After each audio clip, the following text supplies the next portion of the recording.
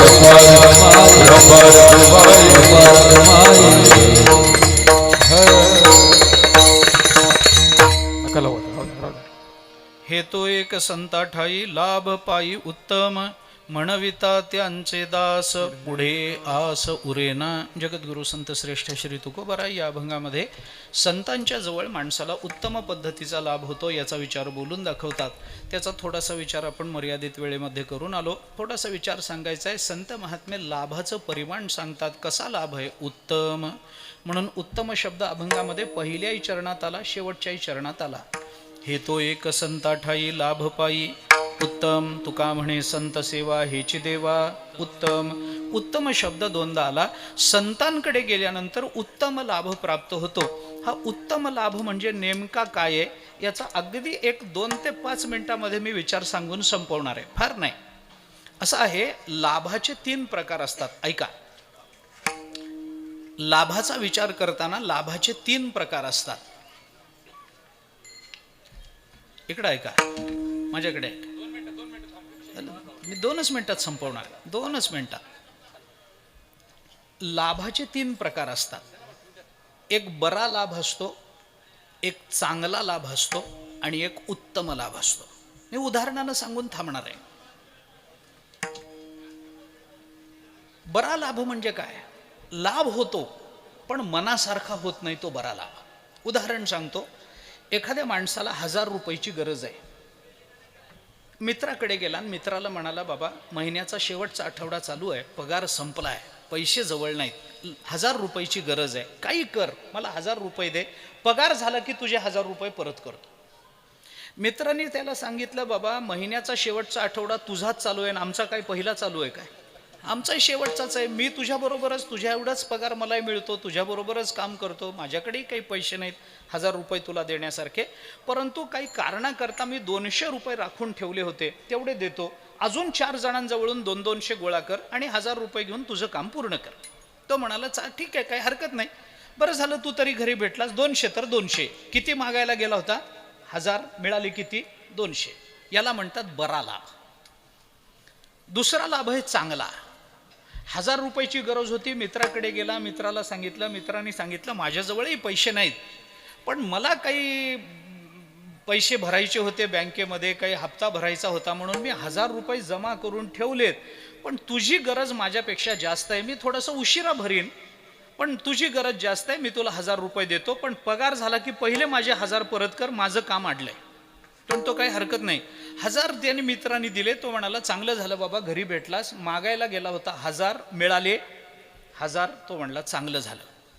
आता उत्तम लाभ काय ते सांगतो. 1000 रुपये पाहिजे होते, मित्राकडे गेला, मित्रांनी सांगितलं, बस रे. तो म्हणला, बसायला वेळ नाही, बायको आजारी आहे, अमुक आहे, तमुक आहे, 1000 रुपये पाहिजे, दे ना. म्हटलं, बस जेवण कर. नाही, जेवण नाही, चहा नाही, काही नाही. मला देणार असलास तर हो म्हण, नाही तर नाही म्हण, मी जातो, मला वेळ नाही. मित्र उठला, घरात गेला, कपाटातून 5000 रुपये काढले, आणून त्याच्या हातावर ठेवले आणि सांगितलं, जा घेऊन. तो म्हणलं, एवढे नको, मला 1000 रुपये पाहिजेत. तो म्हणलं, जा रे घेऊन, काय एवढं त्याच्यात, आजच ₹1,00,000 पहिलं बक्षीस माझ्या नावाने फुटलंय, तू काही चिंता करतो, जा घेऊन. आणि एक लक्षात ठेव, तू किंवा मी जिवंत असेपर्यंत हे 5000 कधीच परत करायचे नाहीत. याला म्हणतात उत्तम लाभ. मी कशा करता बोललो? मी आपल्याला अभंगाच्या दृष्टीने सांगतो. अपेक्षेपेक्षा मिळतं, पण अपेक्षेपेक्षा कमी मिळणं हा बरा लाभ आहे. अपेक्षे इतकं मिळणं हा चांगला लाभ आहे. आणि अपेक्षेपेक्षा कैक पटीनं जास्त मिळणं हा उत्तम लाभ आहे. आता अभंगाकडे या. हे तो एक संता ठाई लाभ पायी बरा, का लाभ पायी चांगला, का लाभ पायी उत्तम? लाभ पायी उत्तम. याचा अर्थ असा की संतांकडे गेल्यानंतर संत आम्हाला अपेक्षेपेक्षा कमी कधीच देत नाहीत, अपेक्षे इतकंही देत नाहीत. आम्हाला ज्याची अपेक्षा आहे त्याच्या कैक पटीनं जास्त संत महात्मे देतात. या संताचे हे देणे, कल्पतरुहुनी दुणे, परिसा परिस अगाध जेणे, चिंतामणी ठेंगणा. हे तुकोबाराय बोलतात. ज्ञानोबारायांनी बोलून दाखवलं 18व्या अध्यायामध्ये, जय जय देव श्री गुरु अकल्पनाख्य कल्पतरो स्वसंविद्रुम बीज प्ररोहणावनी. 18व्या अध्यायाचं नमन बघा. आपण ज्याची कल्पनाही करू शकत नाही असे संत महात्मे आपल्याला देतात. म्हणून त्या लाभाकरता, अशा शाश्वत लाभाकरता, अशा नित्य लाभाकरता फक्त संतांकडेच गेलं पाहिजे. मग लोक म्हणतात, आता संत कुठे भेटायला? ज्ञानोबाराय कसे भेटतील आपल्याला? आपण काही निळोबाराई नाही की तुकोबारायांनी आपल्याकरता वैकुंठाहून माघारी यावं. आपण काही नाथ महाराज नाही की आपल्याला ज्ञानोबारायांनी समाधी अवस्थेत भेटावं. आपण काही मोठे महात्मे नाही, मग आम्हाला संत कसे भेटणार? मी त्याचं एकच उत्तर देतो. आपल्याला ज्ञानोबाराय भेटणार नाहीत, मान्य आहे. आपल्याला तुकोबाराय भेटणार नाहीत, मान्य आहे. आपला तेवढा अधिकार नाही, तेवढं पुण्य नाही, तेवढी साधना नाही, सगळंच मान्य आहे. पण ज्ञानोबाराय जरी आपल्याला भेटले नाही ना, तरी ज्ञानेश्वरी भेटली ना. अरे तेच ज्ञानोबाराय. आपल्याला तुकोबाराय भेटणार नाहीत, पण तुकोबारायांचे अभंग हाताला लागले ना, अरे ते तुकोबारायच आम्हाला हाताला लागले. त्याची उपासना करणं हाच मानवी जीवनातला सगळ्यात मोठा लाभ आहे. आणि तसा लाभ गेली 70 वर्ष ज्यांनी करून घेतला, त्यांच्या 90व्या वाढदिवसाकरता आपण इथे उभे आहोत. एवढंच मला सांगायचं आहे, बाकी काही नाही. नानांना भगवंताने काय होतं, जास्त आयुष्य हे आयुष्य मिळालेल्याला कधी कधी नको वाटतं. काय काय करायचं आयुष्य? पण मी आपल्याला सांगतो, आपल्या संस्कृतीमध्ये नेहमी दीर्घ आयुष्याची प्रार्थना केली गेली. तुम्हाला उदंड आयुष्य प्राप्त व्हावं असं आपण नेहमी म्हणतो. कशा करता? जेवढं जास्त आयुष्य आपल्याला मिळेल तेवढं जास्त रामकृष्ण हरी भजन आपल्याकडून होईल म्हणून.